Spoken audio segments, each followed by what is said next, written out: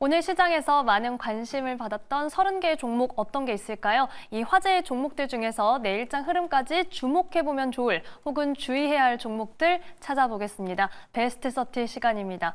자, 앞서도 살펴봤듯이 오늘 정말 오랜만에 외인 기관 동반 매수세가 들어왔기 때문에 이 수급의 향방 체크를 통해서 앞으로의 시장 전망 저희가 잘 짚어봐야 할 텐데요. 이 두 분과 함께 알아보겠습니다. 자, 헤르메스 스탁 하창원 본부장, 기업공시연구소 변영인 대표와 함께합니다. 두 분 안녕하세요. 네, 반갑습니다. 네, 오늘도 잘 부탁드립니다. 저희 베스트 30 확인하기에 앞서서 오늘 시장 동향에 대한 점검부터 먼저 해볼게요. 두 분께 함께 질문 드리겠습니다. 이 10월 중순 이후에 수급 방향을 체크를 해봤더니 외국인이 이틀 연속해서 매수세로 들어왔던 적이 없다. 이런 내용들이 또 보도가 되고 있더라고요. 그래서 지금 하지만 오늘은 조금 현선물 시장 함께 움직여졌고 큰 폭이었기 때문에 좀 기대를 해보고 싶다. 이런 희망사항도 있는데 앞으로의 수급 전망 어떻게 보시는지 두 분께 여쭤보겠습니다. 어느 분이 먼저 대답해 주실까요? 네, 하본 부장 먼저 부탁드릴게요. 일단 말씀해 주신 것처럼 네. 수급적인 기조가 정말 오랜만에 들어왔습니다. 특히나 이제 이렇게 5천억 원 이상 들어온 거는 정말 오랜만이다라고 보시면 될 것 같은데 거의 9월 달 정도까지 빠집니다. 기간이. 그래서 상당히 좀 오래 전이다라고 보시면 좋을 것 같고 네. 그 다음에 이제 이 흐름에서 좀 중요한 게 지금 요 키움증권 요 HDS에서는 안 나오는데 전일에 콜옵션의 대량 매수가 있었습니다. 최근에 포지션은 어떻게 형성이 되어 있었냐면은 대부분이 풋옵션을 매수를 하고 있었고요. 또 기관 같은 경우도 풋옵션에 조금 더 포지션을 많이 가지고 있었는데 전일에 이제 대량의 콜옵션이 들어오게 되면서 상방에 대한 기대감을 키웠고 또 미국 지수가 3대 지수가 모두 상승을 하게 되면서 야간 선물까지도 좀 상승을 시작을 했습니다. 그래서 오늘 현선물까지 좀 다 같이 들어온 부분인데 오늘 마감으로 된 시황을 좀 보시면 외국인의 그 콜옵션에서 일부 매도가 있었고요. 풋옵션을 또한 3천억 정도 샀거든요.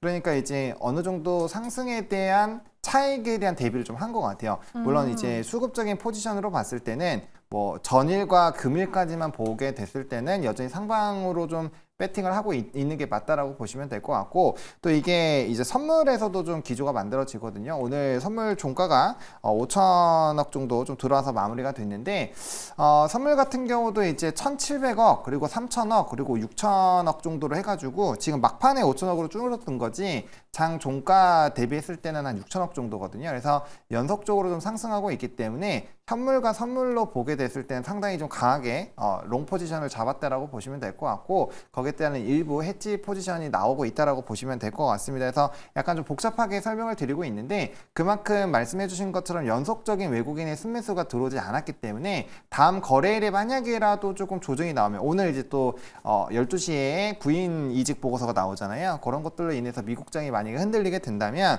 거기에 따른 좀 차익이 일부 나올 수가 있고 거기에 따라서 풋옵션이 조금 더 확대가 된다라고 한다면 다시 한번 좀 강하게 눌릴 수 있기 때문에 차익에 대한 흐름을 좀 조심하셔야 된다. 그래서 최근의 흐름은 파생시장과 굉장히 연동을 해서 많이 시장을 보셔야 되기 때문에 그냥 단순히 외국인과 기관의 수급만 보시면 좀 이해하시기가 상당히 어렵다라는 점까지 말씀을 드리겠고요.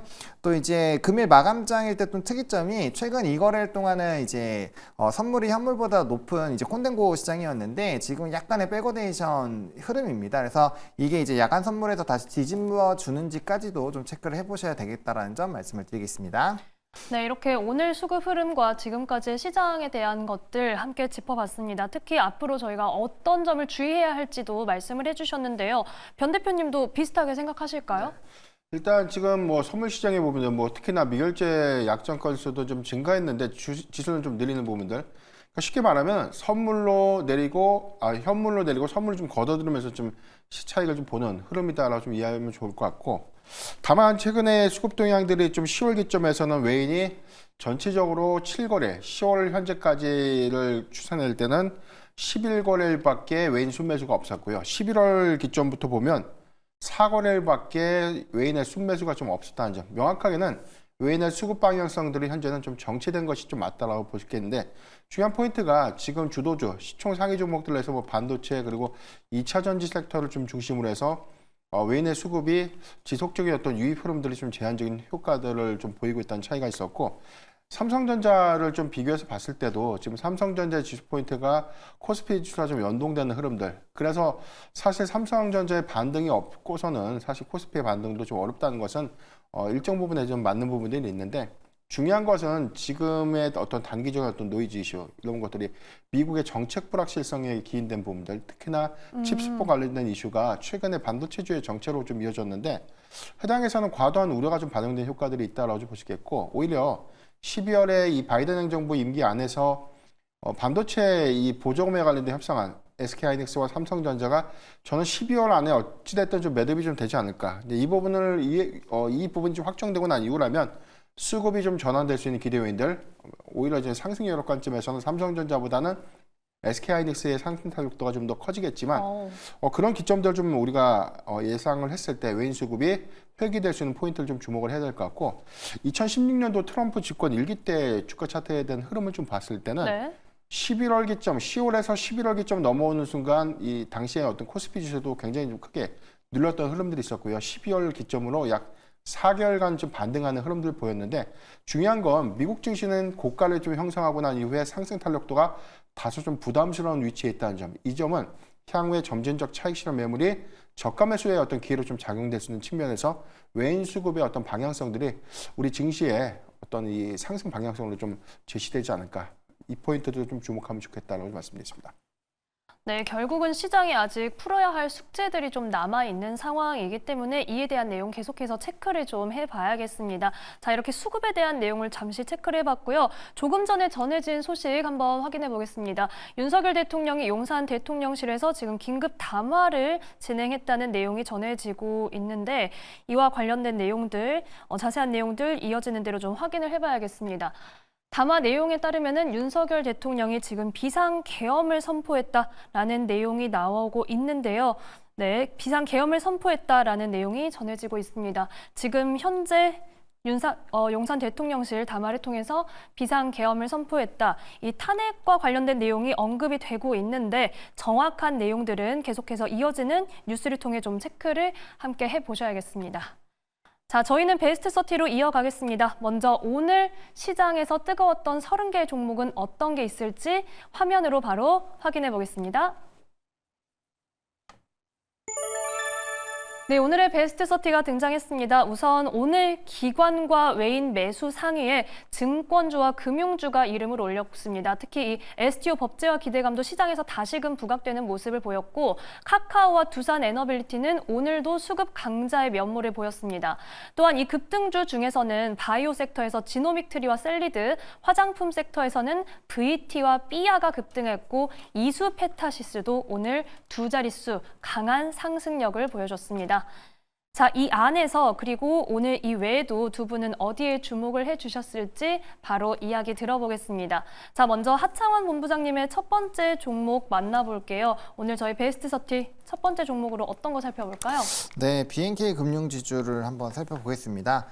후발로 좀 강하게 움직이고 있는 종목 중에 하나인데요. 사실 최근에 나왔던 이제 뭐 금융 리포트, 금융 산업 리포트를 보셨을 때 가장 탑픽에 많이 꼽혔었던 종목 중에 하나입니다. 그래서 은행주에서 특히나 좀 거론이 많이 됐고요. PBR 수준이 가장 낮은 종목 중에 하나인데 이제 CET 다시 보통주 자본 비율이라든지 추가적인 환원책들 이런 것들을 감안했을 때 너무 많이 저평가된 거 아니냐 이런 얘기들이 꽤 있었거든요. 그러다 보니까 이 좀 시장에서 관심도가 높아진 상황에서 지금 수급까지 좀 들어와져 버리다 보니까 주가에 좀 강한 상승이 만들어지고 있습니다. 특히나 금융주 같은 경우는 최근에 이제 기관에서 연기금이 땡기는 그런 수급도 꽤 많이 잡히고 있고요. 이 종목 같은 경우는 외국인까지 같이 좀 들어오다 보니까 상당히 좀 좋은 기세를 만들어내고 있다라고 보시면 좋을 것 같습니다. 일단 최근에 증권가에서도 굉장히 좋은 평가를 하고 있는 상황이고 이제 목표 주가도 계속적으로 좀 상향 흐름들이 나오고 있는 상황입니다. 아무래도 연말까지는 이런 배당에 대한 기대감들이 상당히 좀 높아지지 않을까라고 보여지고 있는 상황이고요. 네. 또 펀더멘탈 자체가 좀 상향 조정되는 요인들이 많이 나타나다 보니까 낮은 멀티플이 해소가 되는 부분으로 좀 이슈가 되고 있습니다. 그래서 앞으로 이런 DPS 부분도 점진적으로 높아질 것으로 기대가 되고 있기 때문에 지금 단기 상승에 따른 일부 부담감은 생길 수가 있지만 수급이 워낙 강한 상황이어서 수급적인 흐름만 좀 끊기지 않으면 충분히 추가 상승도 기대해 볼 만하다라고 정리 드리겠습니다. 네, 오늘 한창원 본부장의 첫 번째 종목으로 BNK 금융지주에 대해서 좀 점검을 해봤습니다. 최근에 수급 상위로 계속해서 올라오는 흐름을 보여주고 있는데 지금 시점에서 주목해야 할 이유 자세히 짚어드렸습니다. 자, 이번에는 변영인 대표님의 첫 번째 종목 만나볼게요. 어떤 종목일까요? 예, 저는 두산에너빌리티를 좀 준비를 해봤는데요. 네.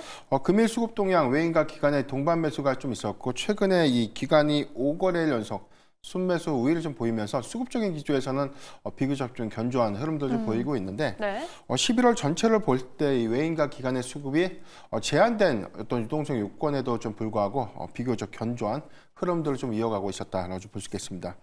최근에 국회 예결위에서 이 원전 생태계 금융 지원에 관련된 예산을 좀 삭감하면서 우려감이 좀 부각됐었고 여기 대해서는 연내 처리가 좀 예상됐던 제11차 전력 수급 기본 계획의 확정안들이 연내 이 확정이 좀 더 이 불투명해지면서 이 부분이 단기간에 어떤 노이즈 좀 작용됐던 측면들 해당해서 어떤 일부의 좀 우려감으로 좀 작용을 했지만 오늘 한 2%대 상승으로서 해당되는 우려감들은 일부 좀 반영을 한 이후에 완화가 좀 됐지만 향후에 정책 기조에 관련된 어떤 영향도는 조금 더 주목해 볼 필요가 있지 않을까라고 좀 보고 있습니다. 최근에 뭐 또 지배구조 개편에 관련된 이슈들이 좀 부각이 됐는데 네. 두산에너빌리티의 이 종속회사죠. 두산밥켓의 이 분할로 합병 관련된 이슈 이 부분이 일부 의결권 기구의 어떤 반대 이슈가 좀 있으면서 향후에 합병 관련된 불확실성들이 다시 한번 좀 대두되는 그런 효과들이 좀 있었지만 전체적으로는 그 이전과는 좀 다르게 합병 비율이 좀 상향됐다는 그런 긍정적인 측면들을 좀 고려했을 때 오히려 합병의 어떤 불확실성 관련된 단기적인 어떤 영향은 제한적인 흐름을 좀 보여주지 않을까라고 좀 판단되고 있기 때문에 오히려 향후에 어떤 이 수주 모멘텀 관련된 기대 요인들 좀 더 주목을 해봐야 되지 않나라고 좀 보고 있습니다. 트럼프 집권 2기가 좀 가속화되는 부분들 여기에 대해서는 소형 모듈 원전 SMR의 개발이 본격화될 수 있고 이 부분이 향후에 추가적인 어떤 정책 수혜 기대감을 좀 이어질 수 있는 측면들을 좀 고려해 보면 향후에 SMR 관련된 이 주기기 원자로 모듈에 관련된 공급 부분들이 향후에 수주 모멘텀과 좀 연동되는 가시적인 어떤 성과로 좀 이어질 수 있는 측면들을 좀 고려를 해야 될 것 같고 네. 내년 3월에 체코의 원전 계약과 관련된 본계약 체결 이슈가 일단 뭐 수주에 관련된 어떤 가시성 부분들은 취소보다는 오히려 이 체결이 좀 더 유력하다는 그런 관점에서 봤을 때는 수주 모멘텀 관점에서 향후에 성장 기조를 좀 주목해야 되는 포인트가 좀 되지 않을까라고 좀 판단해 보겠습니다. 네, 변 대표님의 첫 번째 종목으로 두산 에너빌리티에 대한 이야기 들어봤습니다. 아무래도 오늘 투자자분들이 또 많이 궁금해하셨을 부분이지 않나 싶은데 이에 대한 내용 전해드렸으니까요. 참고해 보시기 바랍니다. 자, 그렇다면 대응 전략 한마디로 정리해 볼게요. 먼저 하 본부장님, BNK 금융지주 한마디 부탁드립니다. 네, 배당 기간이라고 설정을 했는데 네. 지금 계엄령이 선포가 됐잖아요. 네. 통상적으로 이 다른 주변 국가에서 비상 계엄이 하면은 되게 어렵거든요. 그래서 이 효과가 좀 통할지 좀 고민이 되기는 합니다. 근데 어쨌든 뭐 그냥 기본적인 펀더나 지금 현재 수급으로 봤을 때는 배당에 따른 이런 매력도는 좀 유지가 될 수 있지 않을까 정도로 일단 정리해 드리겠고요.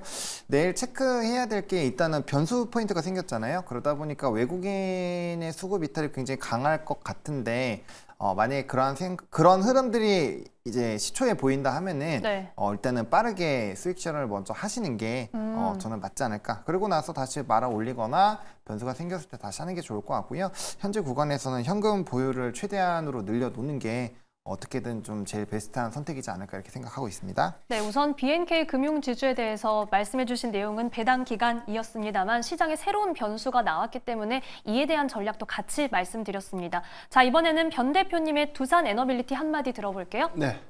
사실 뭐 말씀해주신 변수 요인이 어떤 이 한 줄평으로 좀 해석이 될까라는 관점에 저도 좀 동일한 생각 좀 있는데 일단 이런 부분을 좀 논외로 하고 좀 판단을 해보면 최근에 노이즈 이슈에 따른 어떤 주가 조정은 오히려 좀 매수의 기회가 좀 될 수 있는 점 모멘텀의 훼손 관점이 아니라 향후의 기대 요인을 좀 더 주목해보자라고 좀 말씀드렸습니다. 네, 앞서 수주 모멘텀을 강조해 주셨기 때문에 이에 대한 내용은 저희가 계속해서 주목해 보겠습니다. 자, 빠르게 두 번째 종목 만나볼게요. 하 본부장님의 두 번째 종목은 뭘까요?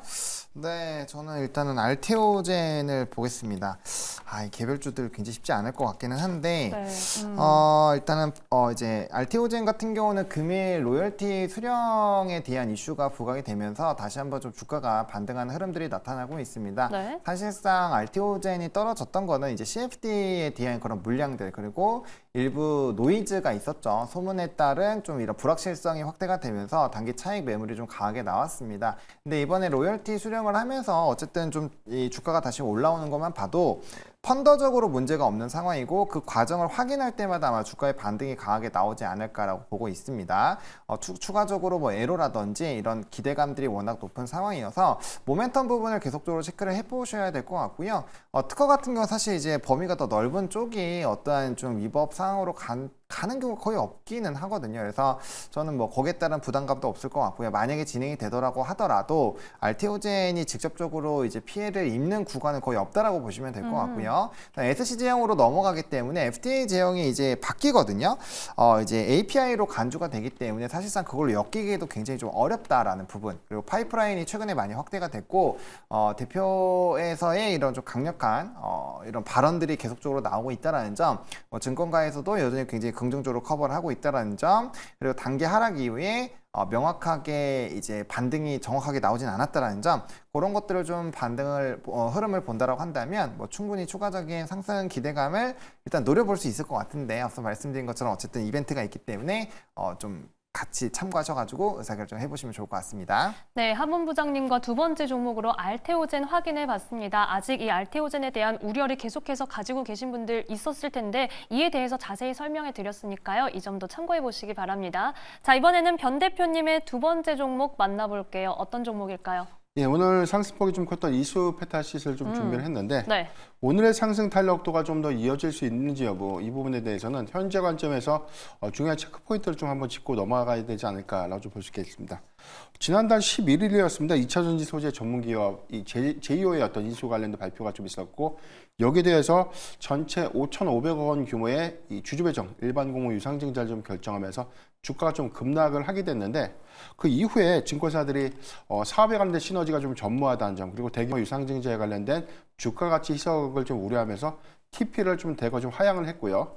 여기 더해서 이 증자에 관련된 불확실성 그리고 투자자 반발이 계속해서 좀 제기가 좀 된 이후에 최근에 좀 제출했던 증권신고사가 지금 어제 금융감독원에 이제 정정명령을 좀 부과받으면서 증권신고서의 어떤 정정사항이 좀 발생을 했는데 이 부분에 대해서 오늘 뭐 시장은 제휴에 관련된 인수 철회 가능성 내지는 유상증자의 철회 가능성에 관련된 기대 수급이 굉장히 좀 많이 유입이 됐는데 그렇죠. 중요한 포인트가 사실 유상증자의 이 정정명령 부과 있지 않습니까? 이 부분은 보편적입니다.